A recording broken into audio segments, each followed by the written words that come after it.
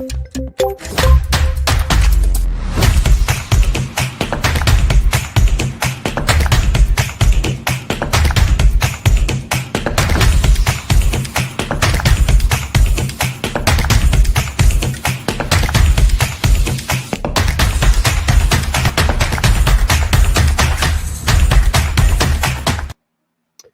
hello and welcome to Analysts Gone Wild. Everybody hear me okay? Yes. Sometimes these big mics are not as good as they look, but we'll get it to work today. Anyways, episode 23, Sam, we're having a pretty good year here. We got a great team on the call today. Why don't we kind of go around the horn? Let me introduce myself first. Robert Kramer, Moor, Insights and Strategy. I cover data, ERP, everything that relates to data, how we get everything to work with all the data management strategies. And the team on the call here has a lot of great background as well and kind of puts me to the test. So why don't we start with Shashi? Yeah. Hey, everyone. Very happy to be with this distinguished panelists. I consider them friends, and it's been a while. I work for the Infotech Research Group. I'm trying to figure out what category I fit in. So I just said business software. So anything that a business needs that's not highly technical, I probably covered. But I'm sure I'm going to learn a lot from these people too today. Sounds good. John, well, we saw each other about a month ago in Las Vegas, and we talked a lot about wine and olive oil. You're located in Italy, so tell us a little bit about what's going on there today and how you're doing. Yeah, John Santaferraro, about 30 minutes outside of Florence. I am the host of the Digital Analyst. We just hit 350 views for 18 episodes, which I think is pretty good. CEO and head research analyst at Ferraro Consulting LLC, and been covering data and AI and analytics and everything related for about 30 years now. It feels like a long time. Sounds good. Thomas, what value you bring to the table today? A lot about CRM and things of that nature. Did you move yet, by the way? You're in Seattle, right? No, I just came back from buying a house in Charleston. So he's going by bicycle. There's a contract pending. Let's put it like that. Oh, good. Building inspection. Did you use AI to figure out where to live? Pardon me? Did you use AI to figure out where to live? Partly. Partly. So there's the whole research work can change using generative AI, means tools like Gemini or ChatGPT. So look for a neighborhood where you can get some insurances, where the school zone is good, where the flood risk is not too bad. So then and please stack rank that to me with the following priorities. And well, then you get an idea of how things, on which neighborhoods to look at first. Doesn't mean you end up there, but it gives you a start of about where to look at. So beautiful city. And guess what? We didn't end up precisely where the tool said. About me, I'm the CEO and principal analyst of aheadCRM. As the name suggests, we are covering whatever is in the wide area of CRM, or we're starting with C acronyms, so CX, CI, was it AI, mobility, commerce. So this is our haunt. Sounds good. And Sam? Yeah, Sam Gupta, Elevate IQ. Our focus is enterprise software. And Robert, when you were talking about, I don't know, I maybe I misheard. You were talking about wine, and John, since you pointed out that this is the #1 show, and I guarantee that this is going to be the grumpiest show ever. You are not going to find grumpier show than this, so that's why we are. All right, Robert, over to you. Well, good. Well, we got some good stuff to talk about today. There's obviously a lot happening in the world with supply chain and the government, and different things on regionally, but we have still some movement with enterprises, coming together and partnering, and we're going to go over those things as well. We'll try and stay away from any politics, right, guys? But Come on, let's so start with NT politics. Logistics and Q'd expanded their partnership. So NT Logistics is a third-party provider, logistics provider, and Q'd is a SaaS platform specializing in what Sam mostly like dock and facility scheduling. So from my perspective, you can always enhance these platforms with more capabilities to deliver better efficiencies to the customers. So the customers potentially, I guess, would get more logistics capabilities, orchestrating some of these manual tasks, reducing some of the things that they're focused on, which is on-time deliveries and fees that they provide to their customers. What do you guys all think? Is this a big deal? Standard, just another year that they needed to add more features, or what do we think? I can start unless anybody wants to take this one. Go ahead, Sam. I have something. Yeah. So this is a very interesting space, Robert. As you know, 3PL space is very unique, and I don't know how much background you guys have in the 3PL space. That differs from your traditional supply chain, even though people sort of mix it. So 3PL is a very, very, very, very different business model. The kind of challenges that they have is very different. In general, these are not ERP-centric industries, very, very, very, very, very different and complex. So here, can you explain why it's complex? Because I think a lot of people don't understand what these companies are doing if they don't have this software or something like this, and why it's such a big deal. Yeah, so if you look at the traditional commerce, that's fairly standardized. The way you process your transactions, the way you process your invoices. When you look at the supply chain space, the kind of customers you are going to serve, the kind of movements that you are going to do from the supply chain space, whether you are doing ocean versus your air, the compliance is very different. The interaction model is very, very, very different. The settlement is going to be very different. The claims is going to be very different. And generally, the way these companies operate, like in, I would say 10 years back, everybody sort of had the custom software because no one software could accommodate everything. They would probably have TMS, but TMSs are all over the place as well. Some might work for some companies, but it's very rare. So in general, they would have a very custom software.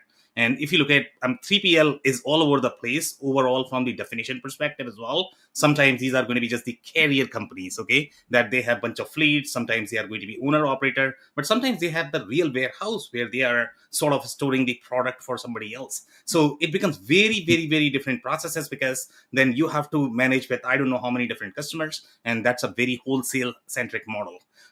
So here with AI, I can see some value because, again, with these companies, I mean, they were spending like millions and millions of dollars. And even then, it was very hard for them to be successful with technology just because of all of this custom stuff. So now, if AI is going to help, and I don't know about Quad, what they do, to be completely honest, but sounds very promising, whatever I'm reading here.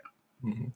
Yeah, I think that Quad might actually be queued since they're doing the scheduling, but I'm going to speak from an agentic point of view because I think that this is a good step forward for bringing agentic types of workloads into the logistics world.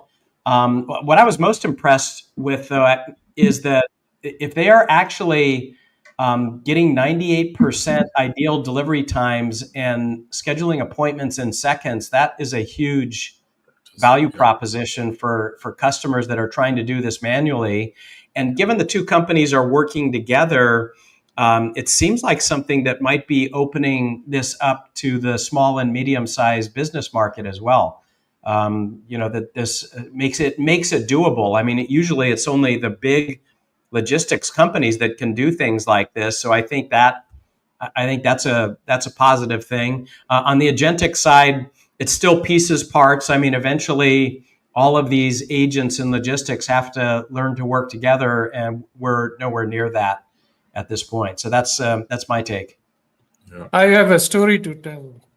Like this is almost going back 25 years when I used to manage the website software support team. So this was the early days of the web, right? 2000. So this company calls me and says they're a trucking company, and I tell them like, what are you using the website for? All that the website had was capacity and the place. So it said like every trucker of ours now is actually going to the website every morning to choose which load that they want to carry and kind of allotting it now. So I think this should have happened years ago if this technology that's available today was already there. Because I think I'm particularly thinking about the automatic confirmation. That's huge, right? Like that means instead of saying, yes, I want to move this from one place to another, you're actually already like in the process. And that's probably what, John, you're referring to, like almost the agent will do it, will say like, yes, everything, this checks all the boxes and it'll go. And, the time factor is also good. Logistics, and Sam, you're probably much more of a specialist in logistics software. They have to move very rapidly in terms of upgrading their software, and I think this is a good step there.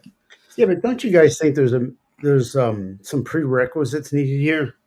Who says this is going to work like it says it is that quick? I think there's some transformation and resource allocation critical to defining what data needs to be in place for this to happen. I'm not sure if it's as seamless as it says. I think it's great that it can happen, but at the same time, it's a problem if it doesn't work right. Sam, I mean, you have a lot of experience with this. What do you think?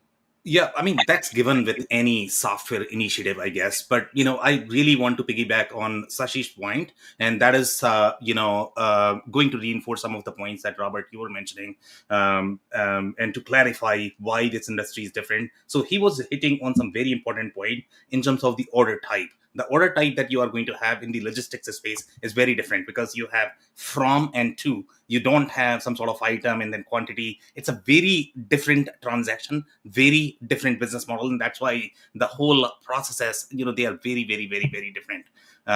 So again, and Sashi, you were right that this is a penny business. I call this a penny business, just like your gas stations, right? And here it's all about space utilization. It's all about movement. So there's a real pain here. Again, 98% or 96%, I don't know how to read that. It could be similar to how I'm claiming number one. It doesn't mean anything, to be completely honest. But, I don't know how true that is, but if they are able to achieve that, that's commendable. Thomas, what do you think?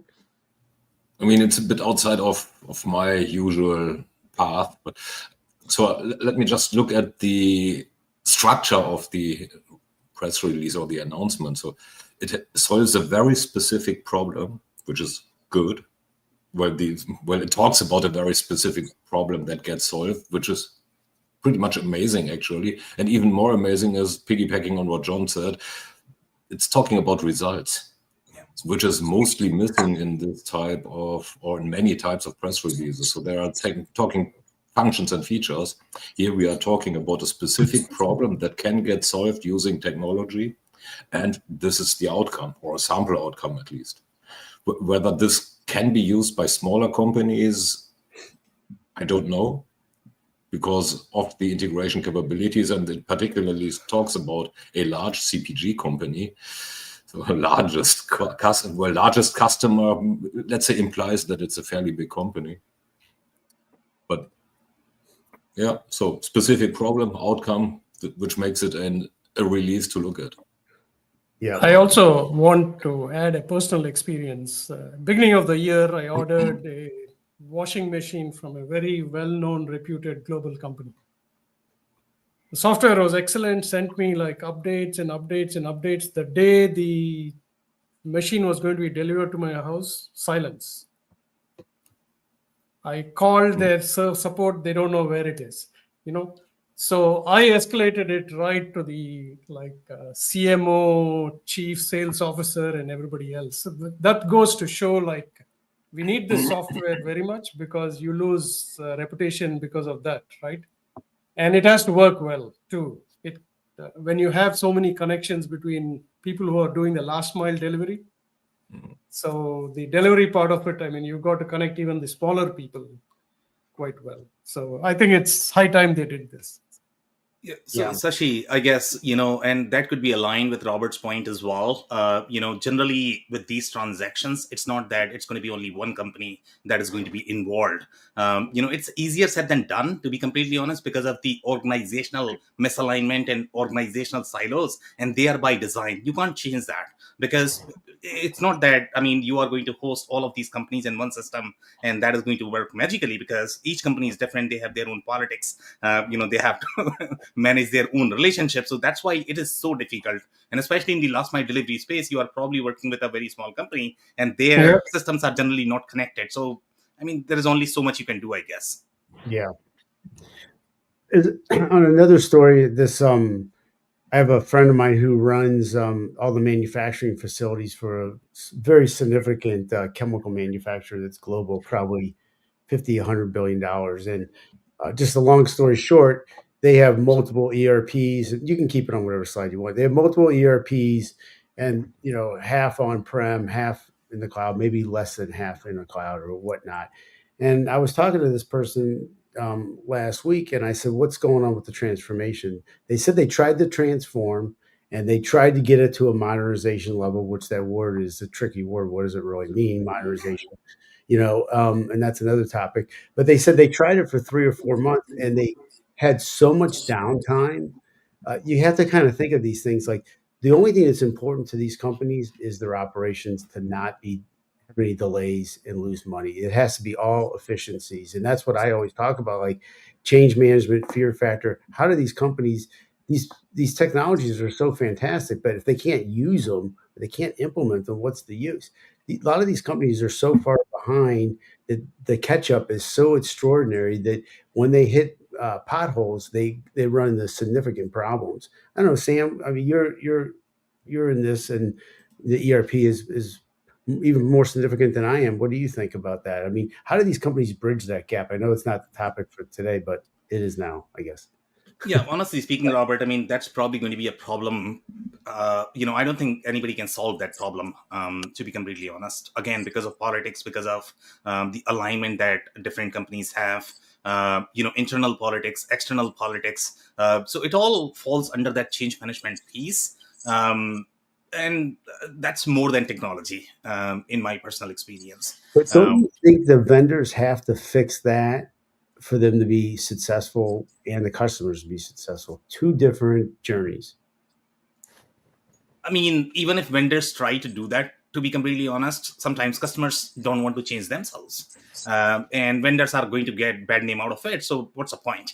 Look, you are selling a software. Just it's in your lane that you are selling a software. That's the reality, right? If customers want to change, they have to figure out their own journey and path. Yeah, and that costs money, and that's why you have consulting companies in the world. Well, it's a good point, but I think it's one of those things that it plays a role with adoption of any of these transformation components that we're talking about, that you have to have resources and buy-in for it to be successful. It's a big thing. Anyway, Robert, I think the other issue though is that if you don't do it, there is going to be disruption with AI. We've seen it with other technologies like this, and I'm sorry, but yes, it's difficult to modernize.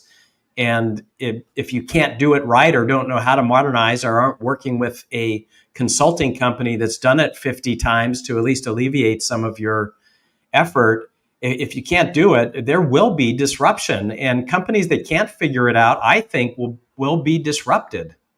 Yeah, but I do think it's important for the vendors to divide by innovation, aptitude, size of company, industry, and where those companies are at from resources to decide where they put them in for those transformations, because they're not equal. Yeah, agreed. So I think it's so complex, and that story that I was telling is probably a common one, and it's going to, and those companies are going to throw their hands up and say, "I'm just going to just employ 25 developers, programmers, analysts on site, and I'll tackle it myself," because they cannot risk loss. And that's what happened to this company. They had 2 months of downtime. Like, we're done. So the customers start losing ground. Okay, let's go into Priority Software launches aiERP. So Priority Software is a ERP vendor, Sam, mostly mid-market, I guess I would say.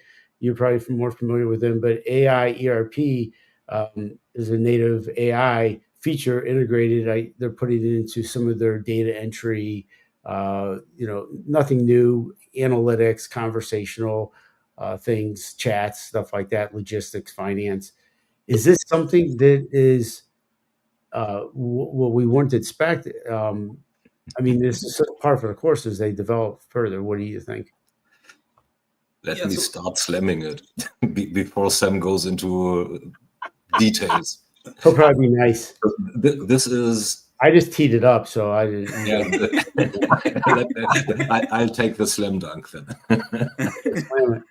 So this is a prime example of a non-information.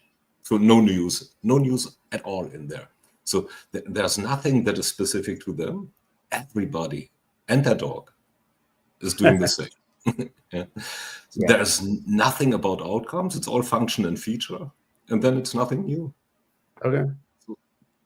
So Thomas, I gotta jump on that because I put it into my hype score meter, and it gave this press release a hype score of 94 out of 100. That is almost as bad as it can get. It identified 47 hype words or phrases. Game-changing, groundbreaking, revolutionary, leading global power, transformative, revolutionizes, intelligent, seamless, intuitive, cutting-edge, powered features. I can't do all 47, but it and the things that are in the AI list as the AI guy here. Not that you guys aren't, but that's my area. None of that. All of that was being done probably 10 years ago. So there is a little problem here. I guess they have to do something like this to show that they're at least in the game. I don't quite get it. Yeah, well, they're adding to the noise. Yep. I wish people would stop inventing terms or adding more acronyms like aiERP. I think unless they name the product. Don't put marketers out of business. Well, Sam, what do you think? Yeah, so I guess, from my perspective, I don't pay attention to those buzzwords. I try to pay attention to the core intent of the story. And in my mind, I think there is something here that I like. So I'm going to disappoint John and Thomas that this story does have a little meaning, I would say. Okay, so I'll give you guys a little background. And you mentioned that they are mid-market. Sure, they are mid-market, but they are also going to have a lot of large logos as well. But their majority of business is in Israel. And some of these localized ERP vendors, they do really well in one region, and then it becomes hard for them to penetrate into the other market. They are doing good business in the Europe market as well. Now, they have a lot of logos in North America too. But for the most part, their penetration is really in the Israel market. So here, obviously, and by the way, they are funded by BlackRock, I believe. So it's a big, giant private equity backing them. So a couple of things, from the AI perspective, as you guys mentioned, that it's probably going to be a lot of noise. But I do like some of the things. For example, if you look at the workspace recommendations for user experience, I don't know how many companies have mentioned that. I don't know if this is going to fall into the agentic space, but I can see the use of this from the user experience perspective. The next thing is going to be the whole reporting engine. I think we saw this with Pipe, Drive. I think they were trying to automate the whole reporting engine as well. And that is the second bullet point that we have here, which says employs natural language to query structured data or build, agent-like business rules. So here they are trying to automate that, which is going to be a big deal, guys. This is where the majority of the consulting dollars are spent from the company's perspective. So that's a huge value. At least in my mind, from the AI perspective and what they are building. Sam, whatever you said should have been in the press release, not these. And as said, everybody and their dogs are doing this. There's nothing that stands out. Nothing. So if at all, they are screaming that they are laggards, trying to catch up with the world. So whoever is responsible for this press release, well, should follow Shashi's advice and go out of marketing business. So, Shashi, on that point, I think everybody's meant to have a job, and we have a job as well. And that's the job of the analyst to provide more details and more context on these stories. So I think, I don't know if that all can be done as part of the story. I mean, you're right. Like, I think they are solving problems for very specific industries that doesn't appear in this, at least in this blurb, right? So, I mean, as I say, the first 5 words should actually tell you why you should read this article. Right? That's what's important. All right. Well, we'll leave that one as we felt it could use a little bit more definition on business impact for the customers versus features and functionality. So, yep, you get to the point where AI is standard. We know that everybody needs to put it in there, but like, what is the outcome going to deliver, and why is it important instead of just marketing? I think, Thomas, that's what you're saying. It's too heavy, and John put it through the hype meter, and it was crazy. Those words that mentions are just. I'm not sure it gets attention to the customers because the customers get it now, in my opinion. Yeah. So, all right, let's go to the next one, which we are dealing with Progress Software. So they're actually releasing new developer frameworks.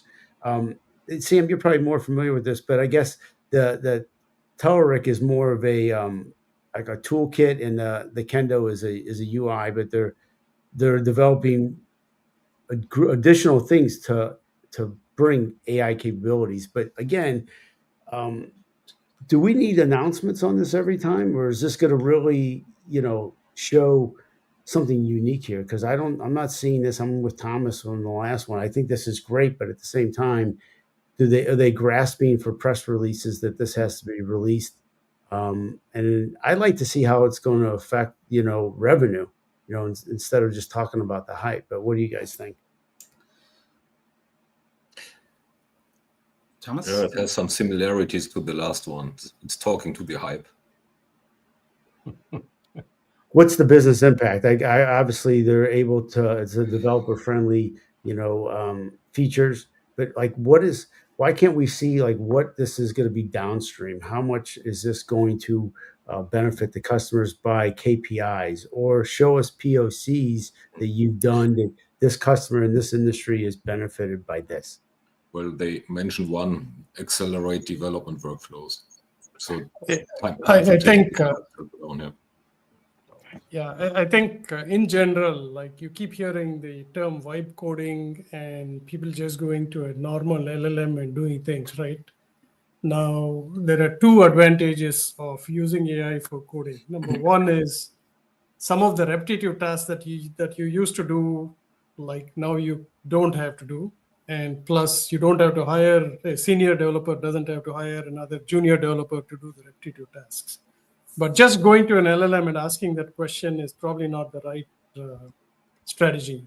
So here, I think they have not said it in this, but having to modify, not having to modify the code much because of using this kind of proprietary software is probably the biggest advantage of this release.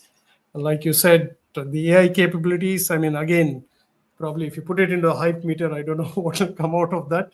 But there is an advantage for companies that have huge software development teams and want not to hire more people and get more productivity out of existing teams. Right. Shashi, only 41 buzzwords in this one. Okay. All right. 89 versus 94 on the hype scale. But I do like the fact, I think it's important for application vendors and even coding application vendors to start putting in these Gen AI reporting engines to allow people to ask questions of the data. That it's become commonplace in the BI world, in the business intelligence world. And it makes sense that that this company is doing that. I just had a conversation with another application vendor about a month ago, and they tried to embed BI and they couldn't get their users to use it. So they literally are almost throwing it out and skipping, trying to do AI agents. But the intelligence piece of the ERP system is incredibly important. So I would say kudos to them for putting in a more natural language interface for ERP users who are not BI experts, right? I mean, they understand reports. They don't understand dashboards and creating business intelligence applications. So I think it's a positive. Yep. Okay. Yeah. So, Or go ahead. guys, yeah, so this is very interesting. And I think this is the second story we are covering about Progress Software. And last time, I believe we had Hyoun, who had a lot more background on this one, just because he covers development a lot more. Thomas, you do as well, I guess. And that's why you are probably liking the story just a little bit. I don't know. I could not gauge whether you liked it or didn't. Sometimes it's hard. I'd like to see a bit more speak about outcomes. In general, this is the I wouldn't even say trend. It's the necessity that builders of development environments need to provide. This is what they are talking about here. Yeah. So personally, Robert, I mean, I'm a big fan of alignment with the target audience, target customer. Okay. When you look at developer ecosystem and development persona, it's a very different persona than a business persona. And the reason for that is because developers don't like anything related to business. That's how they are, to be completely honest. Okay. So now when you are writing a story, and here your target customer is really developers, even though it's going in the massive pool, but your reader base is still going to be developer. That's what you are targeting. So you want to focus your story on developers' needs as opposed to the business, because they are not going to read it. So I don't know where you draw the line to make it technical versus business focused story. Business focused stories are going to be important for the business focused audience, and that's why you have ERP and other things. I mean, they are generally very business focused, but this is a very technical story. So I mean, in my mind, I like it, and the kind of things that they are doing, it's very important. It's, in my mind, it's still non-AI, even though they are saying AI powered. The kind of things that they have done, and it's a huge value, I would say, for what they have done here. You should focus on who's going to pay the bill or sign the contract. Exactly. Yeah.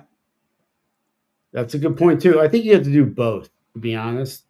I think it's important to show the practical, the technical, and the really what the business impact is, and however that message is. Because to me, when it's too technical, it's too much. When it's too light and too hyped, it's not effective. I think it has to be a combination. I'm not sure who's writing these, but it's just my viewpoint as the next marketing person. It has to be very impactful either way, and the fluff needs to be very low. But one of the things that's important, I think, too, Sam and everyone, is, don't you guys think it's everybody, these companies that are buying technology and going through transformation, don't you think they need to know what's after all this? Like, what's coming down the chutes beyond AI, the future of automation, the industry 5.0, the 6.0, are we doing APIs? Are we going agent to agent? Like how the need to progress with technology is so important, from the word modernization that we use, but to transform. And all these tools need to be business benefits and competitive advantages for these companies, not just commercials of information that they are trying to decide what they need and what they don't need. That was a lot, but I think that they're getting these technology stacks are getting so outgrown at these companies that they don't know which way is up, and they're not focused on really what they need, and they might not know. Yeah, this is also probably an upgrade to people who are already in the system, right? Yeah. But if you own a production company, don't you need to understand what you need and only buy what you need? Like, I think there's so much technology out there.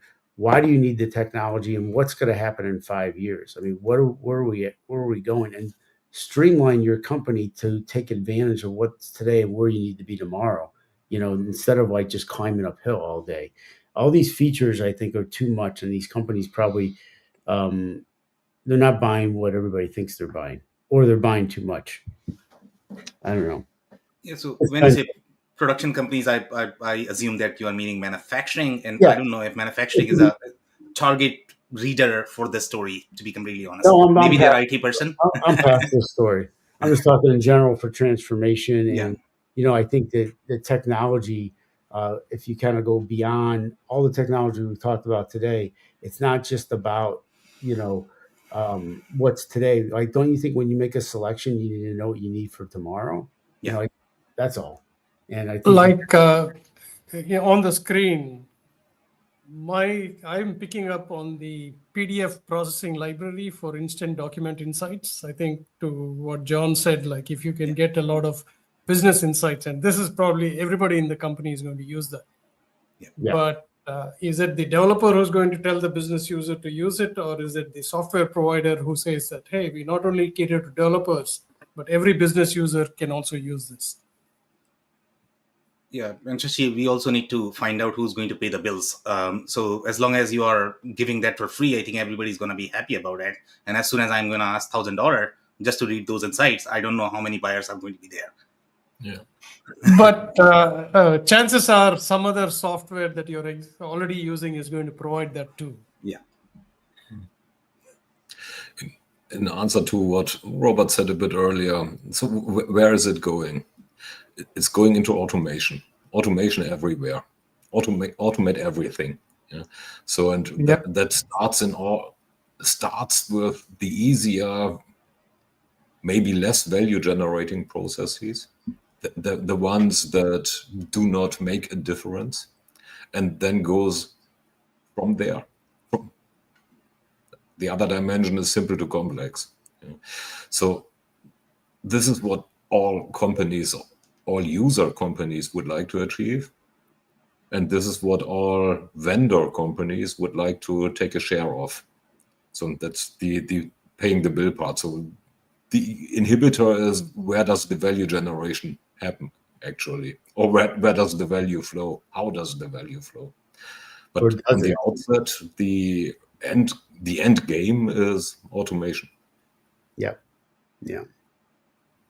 I agree. All right, we have our friends at Sage have some new features. I think we got the next couple of slides that's on Sage. This is regarding their acquisition of the company Anvil, and they've integrated their features into the supply chain intelligence. I think this is, again, one of those, Thomas, it's like, we expected it, and it's something that it doesn't talk again about what the exact, it has a little bit, but what we should expect. I mean, when you say 35%, helping, operators with those delays, I mean, I like to see a little bit more, like by industry, what it's exactly doing, and how they're overcoming these. Because I think, what some real world examples of, the supply chain and disruptions that are happening with weather and the global economy, and also with the war, like, this software has helped do this, and this, and I'm not seeing that, but obviously it's a big deal, supply chain. I actually just wrote a big supply chain article for Oracle recently, and it goes into a lot of these details, and I think it's super important that companies have an advanced solution because of the fact that it's a big deal. But this is more around intelligence, though. Yeah, this seems to be. Sorry, go ahead, Thomas. No. Shall we play the polite game? You go. No, I was actually, I don't remember where I was listening to this, probably on Marketplace, but there's a big war going on between Amazon and Walmart on helping local businesses, send their products across the whole of the US. I think Walmart actually got ahead of the game. Now Amazon is catching up in a way, back to that almost 24-hour delivery. But I think the small businesses still had a problem on how do they take the stuff from their place of manufacture to the warehouse. This seems to be what is the solution to the first mile, as they mentioned in their press release, right?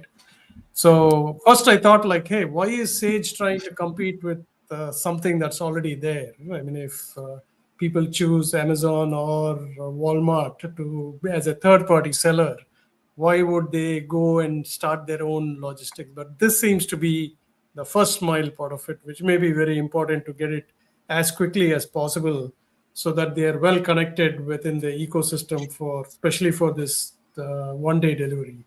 By the way, do you guys like the one-day delivery? I think sometimes it's really amazing. You order it in the night and by morning it's already delivered. I like 1 second delivery. I mean, I don't know how they do it, but in India there's a 10-minute delivery by two large companies. That's really amazing. That's human AI.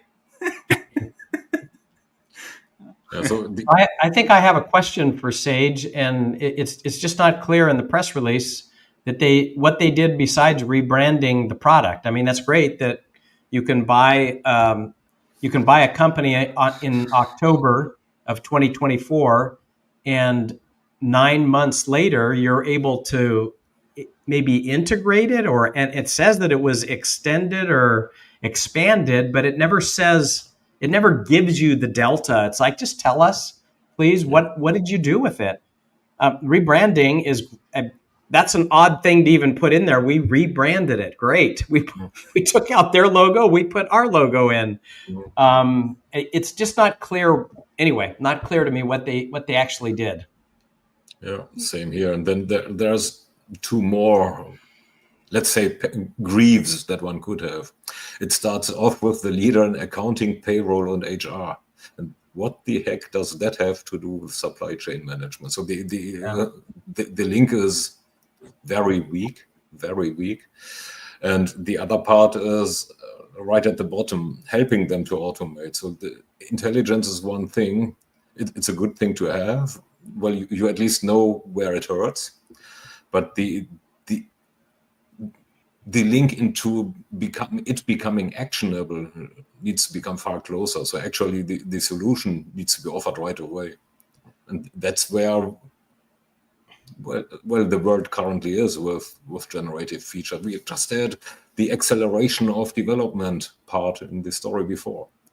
So offer a solution right away and not say, here, it's hurting, consider some automation, and then do it yourself. Yeah, so guys, I'll provide some details here. And sometimes, I mean, I kind of struggle because I don't know how you can provide a very, very detailed story in 300 words. Maybe you guys are far more skilled than anybody else in the market, that you can probably do it.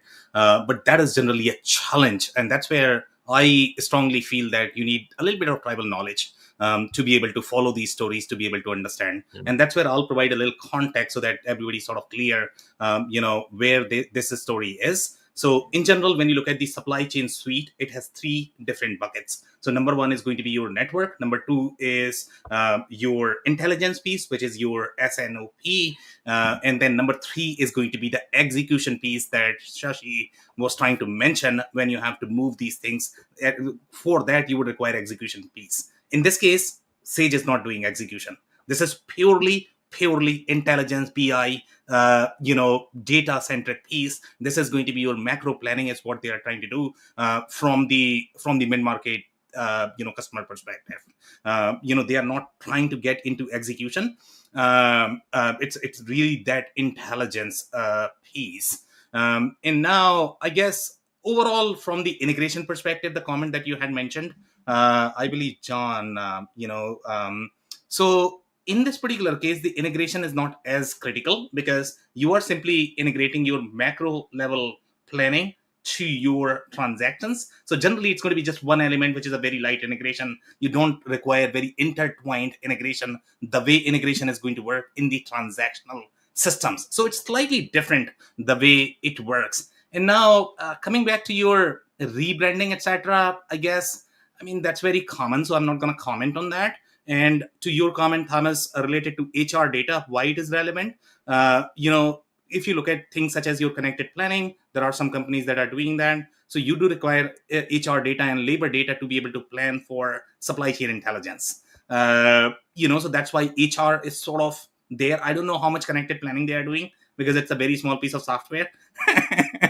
So I doubt if they have all of that, but this is really the supply SNOP, very small SNOP software. It's not as big as something like Anaplan or Blue Yonder. It's definitely not that, or Right. Kinaxis. Right. I have a question for the whole panel. There are very few new companies coming up that are catering to the small and medium businesses. I think most people want to make a lot of money very quickly. So as soon as they get product market fit, they're saying, let's go enterprise, right? So I think I'd give some credit to some of the existing players who are still continuing to serve the small business market, which I think in terms of numbers is very high, may not be in profitability. So what do you all think? In my personal, go ahead, Thomas. Go ahead. Many of these younger companies should concentrate more on smaller companies. This is a trust issue because, I mean, if I were, let's say, a Siemens, just to name a very big brand, then why would I bother with a company that is 2 years old and doesn't even have the credentials to prove its jobs? Yeah, that's true. That is far easier on the mid-scale market. And yes, the sales cycle is different. And yes, the possible revenue implications are different too, because I don't sell that many subscriptions. However, I count them in one shot. Means I have more sales cycles, means the profitability is lower, but this is where you gain your credibility. Yep. So thank you. I mean, the market is probably less crowded. I mean, that cater to that, and they're pretty established as well. But I don't know, Sam, what do you think? What's your answer? Yeah. So honestly speaking, when you look at SMB customers, I mean, they are really annoying, to be completely honest. Like, you invest a lot more than what you are going to make, and their maturity is going to be really low. So it's very hard to serve them, and that's probably the reason why everybody wants to go to enterprise customers, because that's where the money is. But at the same time, I mean, I do believe in product market fit. That, okay, everybody needs to stay in their lane. Just because you are positioning that you can target enterprise and your product is sitting in somewhere in mid-market, you have sold to 5 logos that have 5 people, it's not going to take you anywhere.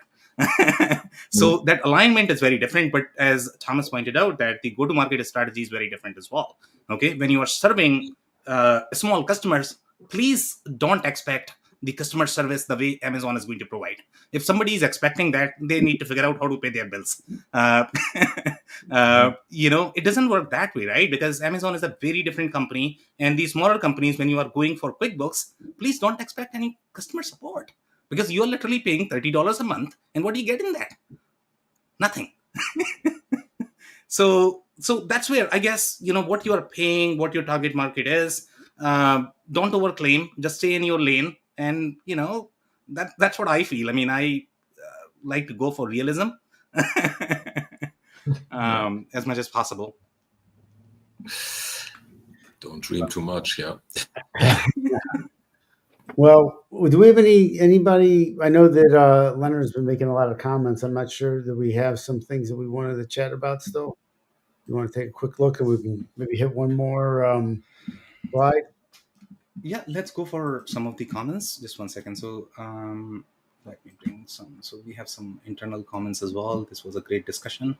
So Leonard, so this was probably on the first story. So Leonard is saying, I'm thinking that a lot of IoT devices for data tracking and connections are needed. I wonder if smaller companies are doing that. I'm sure the larger ones are doing it, plus interfacing with traffic and weather and those weight inspection stations.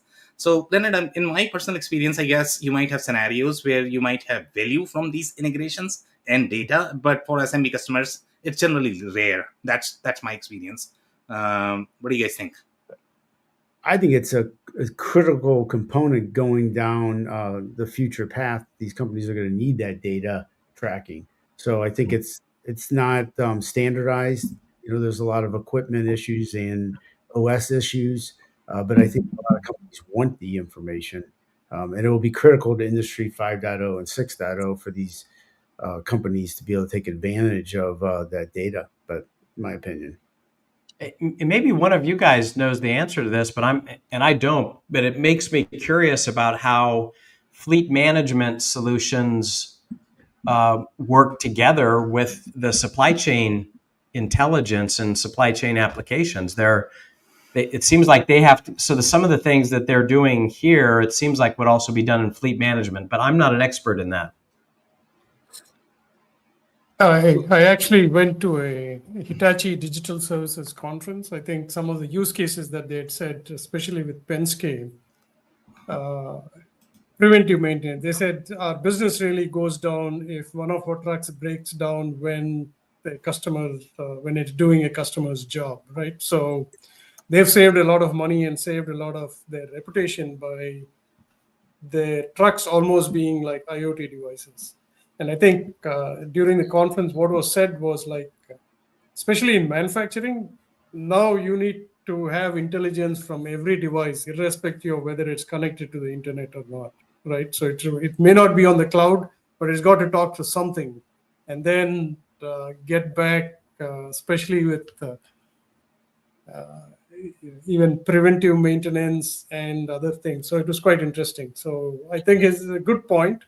But small companies may not have the ability to do this with the current providers. So they may have to go for a custom solution. Yeah. And it requires intercompany integrations. The logistics providers regularly are not the ones who are the senders or the receivers. So there's quite a complicated network of integrations that becomes necessary. One interesting use case that I thought was, especially with Hitachi Rail, right? They said, like, we have IoT connectivity on our trains, but what we are doing is we are also our cameras are looking at the track and sending that data back to the people who are maintaining the track because we are already there and we are already taking that. I thought that was a good use case too. Yeah, great points, guys. So we have some more comments here. So John responded on that, and John is saying at least some of the newer vehicles are becoming more trackable. That will help. That is right. There are also telematic devices that are becoming more affordable and easier to deploy. So great point there. Unless do you guys have any comment on that? No? Okay. Leonard is saying we'll need this service for the cross-country move of Thomas. Okay, and Thomas is not willing to pay anything. I'm telling you that right now for that service. Are you, Thomas? I'd also guess that my car has plenty of telemetry built in. So the challenge will be it's all based on phone connectivity. I mean, it has a SIM card, a built-in SIM card for this alarm button that is there. And as far as I do know, there are quite a lot of spots that are kind of underserved by phone providers at this time. So basically it needs satellite tracking.